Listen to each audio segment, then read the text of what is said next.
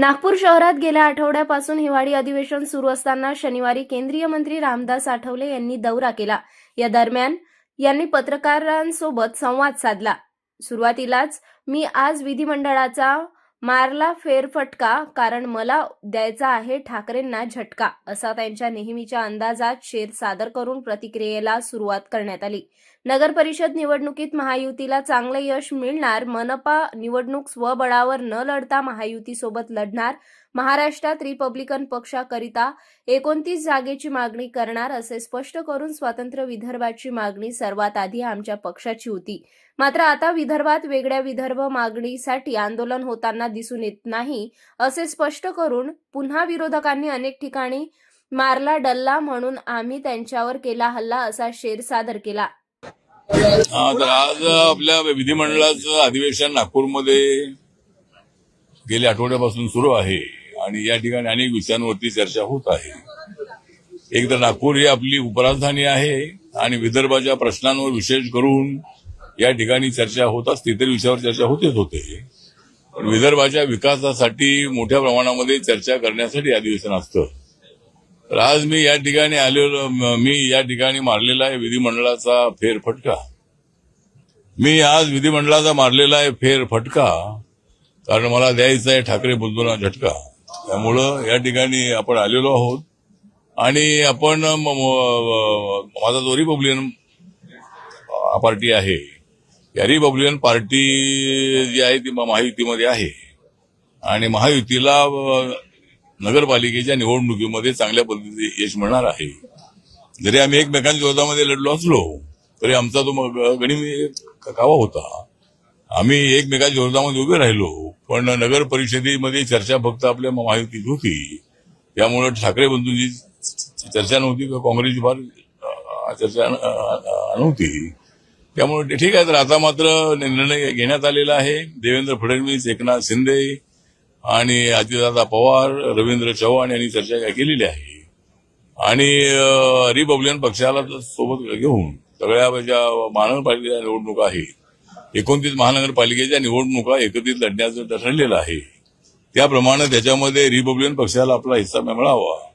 अनेक ठिकाणी रिपब्लिकन पक्षाची ताकद अनेक शहरामध्ये आहे, त्यामुळे रिपब्लिकन पक्षाला काही जागा मिळाल्या पाहिजे या दृष्टिकोनातूनही मी प्रयत्न करणार आहे। त्यामुळं आता हे अधिवेशन जे आहे ते आता उद्यापर्यंत आहे। महानगरपालिकेच्या निवडणुका 2-3 दिवसात अनाऊन्स होण्याची शक्यता आहे। त्यामुळे मुंबईची महानगरपालिका जी आहे आमच्यासाठी अत्यंत अस्तित्वाची आहे आणि मुंबईमध्ये आणि सगळ्याच महानगरपालिका ज्या आहेत, जिल्हा परिषद आहेत, पंचायत समिती आहेत, या सगळ्या एकत्रितपणे लढण्याच्या संबंधातला निर्णय झालेला आहे आणि त्यामुळं महायुतीला प्रचंड अशा पद्धतीचं यश या स्थानिक स्वराज्य संस्थांमध्ये मिळणार आहे। त्यामुळे माझा रिपब्लिकन पक्ष जो आहे हा महायुतीसोबत आहे आणि महायुतीला प्रचंड यश मिळवून देण्यासाठी माझा पक्ष सातत्यानं प्रयत्न करत राहणार आहे। आता एकतर मागणी आहे, म्हणजे अनेक ठिकाणी बाबासाहेबांची नावं अनेक ठिकाणी, म्हणजे स्टेशनला नाही आहे, परंतु अनेक ठिकाणी बाबासाहेबांची पुतळे आहेत, बाबासाहेबांचं नाव आहे, तेवढं मोठं नाव आहे। त्यामुळे काही लोकांची मागणी आहे, त्यासाठी आमचा प्रयत्न सुरू आहे। मी मागे मागणी केली होती की मुंबई सेंट्रलला, कारण मुंबई सेंट्रल जंक्शन आहे, त्यामुळे एखाद्या जंक्शनला बाबासाहेबांचं नाव असलं पाहिजे। तर अद्याप काही तो निर्णय झालेला नाही आहे। त्यामुळे लोकांच्या भावना अशा आहेत की चैत्यभूमी दादरच्या बाजूला आहे, त्यामुळे दादरला नाव मिळावं अशा पद्धतीची आपली लोकांची मागणी आहे आणि हा विषय राज्य सरकारचा आहे। म्हणजे जरी रेल्वे स्टेशन जरी ते केंद्राच्या अखत्यारीमध्ये असलं तरी नाव कोणाचं द्यायचं त्या संबंधाचा निर्णय घेण्याचा राज्य सरकारला अधिकार आहे। त्यामुळे मी एकदा मुख्यमंत्र्यांशी बोलून पक्षाची भूमिका पक्षाची भूमिका बाबासाहेबांचं नाव त्या दादरला मिळत असेल तर आनंदच आहे। म्हणजे लोकांची मागणी पण आहे आणि दादर स्टेशनला बाबासाहेबांचं नाव मिळालं पाहिजे अशी अनेक लोकांची मागणी आहे। सर, नागपूर आणि बीएमसीला किती जागा महानगरपालिका निवडणुका आपण स्वबळावर लढणार की महायुतीमध्ये लढणार? महानगरपालिकेच्या निवडणुका ज्या आहेत त्या महायुती म्हणून लढण्याचं ठरवलेलं आहे। त्यामुळे स्वबळावर लढून तेवढ्या जागा आम्हाला निवडून येणं शक्य आहे। त्यामुळं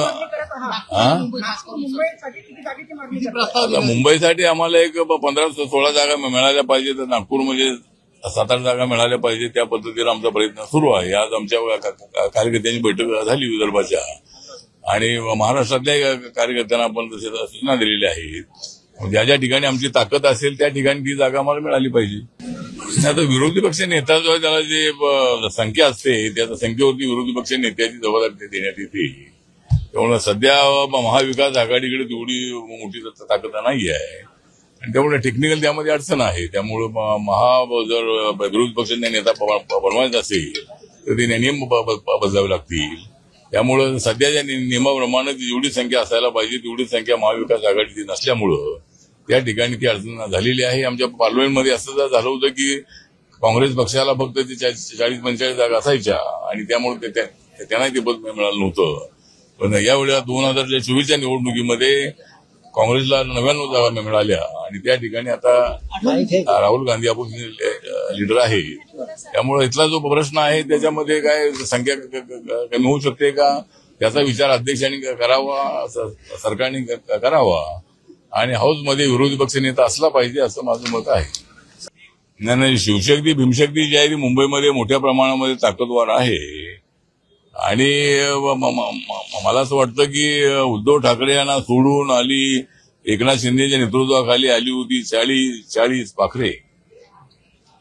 उद्धव ठाकरेंना सोडून एकनाथ शिंदेच्या नेतृत्वाखाली आली होती जवळजवळ 40 आमच्यासोबत पाखरे. आता आम्ही चालू देणार नाही उद्धव ठाकरेंचे नखरे. चला